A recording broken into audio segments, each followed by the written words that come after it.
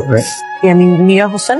এখানে যে একটা কথা লেখা আছে আপনি কি এটা বলতে পারেন? কি লেখা আছে? বাড়িতে নারীদের প্রবেশ নিষেধ। ট্যাং করে যেভাবে তাকান আর সব দুটা যেভাবে আলকাট্রা মেখে আসছেন দেখে বোঝা যাইতেছে আপনি অনেক কনফিডেন্ট যে আপনি অনেক সুন্দর। হ্যাঁ, আমি একটা কমপ্লিমেন্ট দিয়ে শোনেন, আপনি দেখতে খুব বিশ্রী। আপনি এভাবে কথা বলছেন কেন? আপনার কি মাথায় সমস্যা? এটা কি সাইকো? একটা মেয়ে মানুষের মারা ঠিক না। যদি এই জিনিসটা আগে বুঝতেন যে সাইকো, তাহলে আমাদের দুজন মিলে ধরেন খাইতে হতো না ম্যাডাম। তার লোক এরকম নারী বিদ্বেষী কেন হবে? যাই না ম্যাম, কে জানে এই ঘটনা? কে?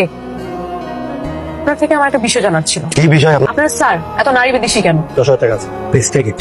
বাপরে বাপ, তো ভেরি রিস্কি এন্ড এক্সপেন্সিভ স্টোরিতে আপনি হাত দিয়ে ফেলেছেন। এ তো 10,000 টাকায় হবেই না, মিনিমাম 20,000 টাকা লাগবে। 20,000 টাকা দিলে আপনি গল্প বলবেন তো? তো সব গল্প কয়ে দেবো। তোরে আমি কোচিং সেন্টারে পাঠিয়ে দিলে লেখাপড়া করতে, লেখাপড়া থেকে তো ওর হাত ধরে ঘুরে বেড়াও, প্রেম করো।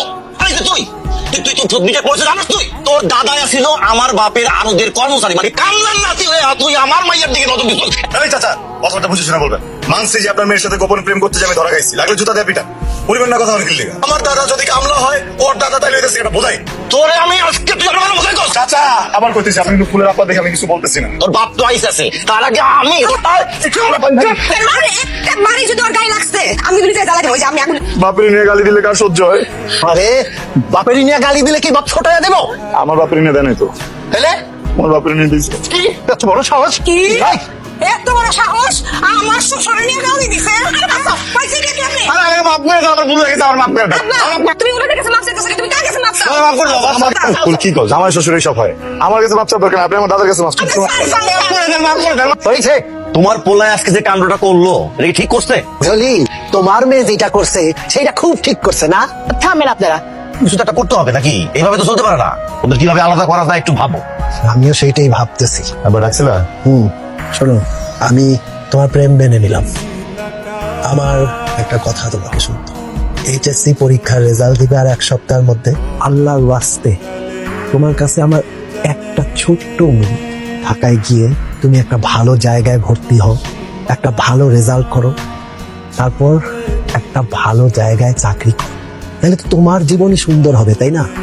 আমি মামার বাসায় যাব না। মাবে তোকে ভালোবাসা আমি মাইনা নিচ্ছি। তুই এইচএসসি তে কত ভালো রেজাল্ট করছিস না?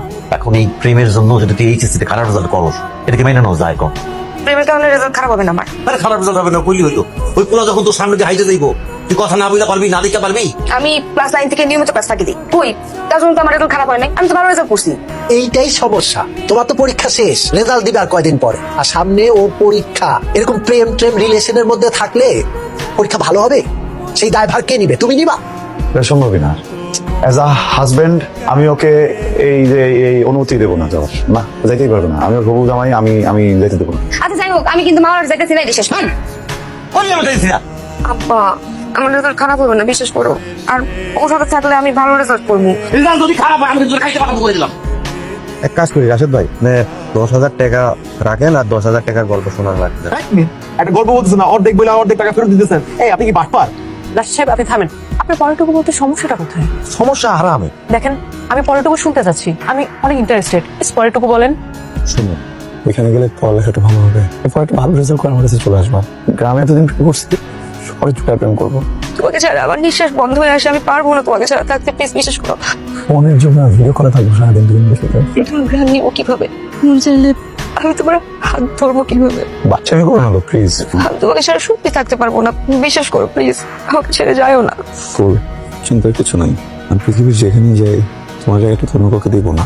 আমি একটা মানুষ, আমার একটা জীবন, আমার একটা মন, সেই মনে একটা ফুল। এই ফুলটা তুমি। স্টুপিড। যাও না প্লিজ।